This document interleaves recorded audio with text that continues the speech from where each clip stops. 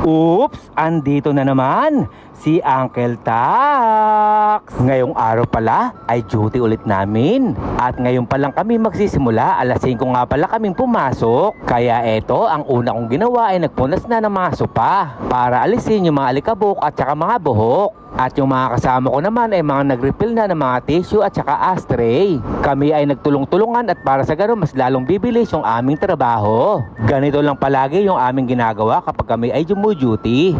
At pagkayari naman na to, ako ay pupunta na sa loob upang sa ganoon mapunasan naman yung mga baso, plato at mga cutlery. At nang napunasan ko na at nasend ko na sa cabinet, dumating na rin yung stop food namin. Ito nga pala yung malutong na french fries at hindi mawala yung fish fillet. Kumuha na nga pala kami dyan sapagkat may baon nga kami. Ang ulam nga pala namin dala ay bihon, sopas, sinigang na baboy, binayabasang saluyot, at killer pork ribs. Napakarami ng ulam namin today kaya busog na naman yung Uncle Tax nyo. Kaya sa mga kababayan ko dito, ganito din ba kayo sa inyong trabaho? Napakasasaya namin. Kaya tara, kain muna tayo sa unang subo. Kasarap, napakasarap talaga ng sinigang na baboy. At bago ang lahat, malugod ang bumabati na isang magandang araw sa aking barangay, Barangay Kabuka, Bantuan City, lungsod pa rin ng Nueva Ecija. At ngayon, balik na ulit tayo sa aming kinakain. Nakadalawang beses na ulit nga pala ako dyan na sinigang. At ang sabi ko nga sa kanila, busugin natin yung sarili natin at sapagkat mamaya nga ay magugutom tayo.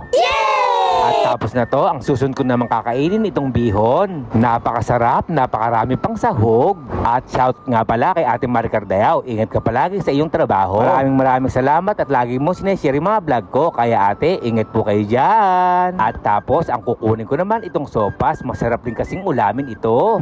Kayo ba inuulam nyo ito? Nung bata pa kasi ako, ito ay aking paborito. Pag nagluluto ng sopas, yung inang Diyos ko. Kaya namimiss ko tuloy ang luto ni inang. At pagkayarin naman namin kumain, kami ay magpapahinga niyan sapagkat alas 6 nga darating yung mga guests namin. At ang tapos naman namin ay alas 3 na madaling araw.